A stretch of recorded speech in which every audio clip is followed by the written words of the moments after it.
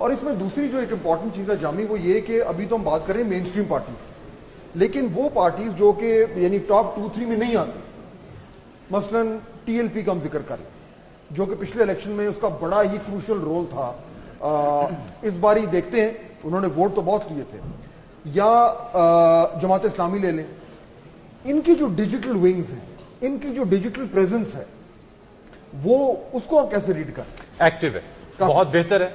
اور جو آپ نے ٹی ایل پی کا ذکر کیا تو اس لیے بہت اسٹرانگ ہے.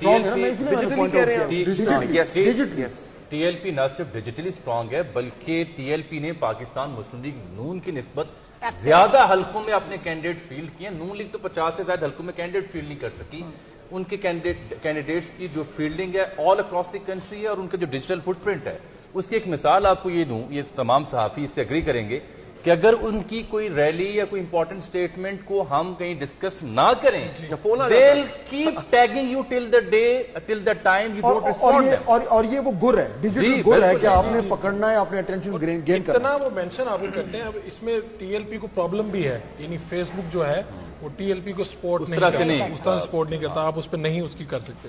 لیکن ٹویٹر کے اوپر بھی آپ آ جائیں، یوٹیوب پہ بھی آ جائیں تو آپ کو ایسا میسو رسپانس. جماعت اسلامی بھی ٹی ایل پی سے بہت پیچھے کھڑی ہے، ووٹوں میں بھی کھڑی ہے اور ڈیجیٹل میں بھی وہ بہت آگے کھڑے ہیں. یعنی جو اس وقت ان کے سربراہ ہیں، ان کی جب والد صاحب زندہ تھے تو انہی کی یہ ذمہ داری تھی کہ یہ ڈیجیٹل کے معاملات کو دیکھا کریں. اور یہی وجہ ہے کہ ان کی اس حوالے سے ان کا ایکسپیرینس بھی ہے، یہ پہلے سے اس پہ کام کر رہے تھے اور اب ان کا فوکس بھی ہے. یہ ینگ بھی ہیں اور ان کا چونکہ اس وقت سے یہ ٹاسک تھا تو یہ بہت اچھے انداز میں اپنی ٹیموں کو آرگنائز کر کے چلا رہے ہیں. اس باری علی یہ ریڈار پہ اس طریقے سے نہیں آ رہے ہیں اس وقت انہوں نے، لیکن جو ان کے نمبرز ہیں، جو جامی کہہ رہے ہیں ان کے امیدوار ہیں، جو ان کی ڈیجیٹل اسٹرینتھ ہے. سر یہاں پہ ایک فیکٹر بہت امپورٹنٹ ہوتا ہے ایسی جماعتوں کے لیے. پی ٹی آئی کو بھی اسی چیز نے فائدہ دیا اور ٹی ایل پی کو بھی.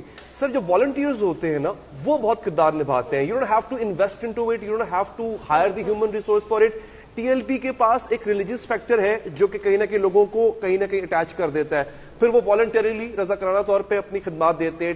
تو پی ٹی آئی نے بھی یہ کام بہت پہلے کر دیا تھا 2011-12 میں ہی. تو ان کے پاس والنٹیئرز کی ایک آرمی تھی، ملک میں بھی ابراڈ بھی. تو ان کا کام آرگینکلی، ان کو کچھ وائرل کرنا ہوتا ہے نا اگر، تو وہ آرگینکلی بہت جلدی وائرل یہ لوگ کرنے کے قابل ہو جاتے ہیں.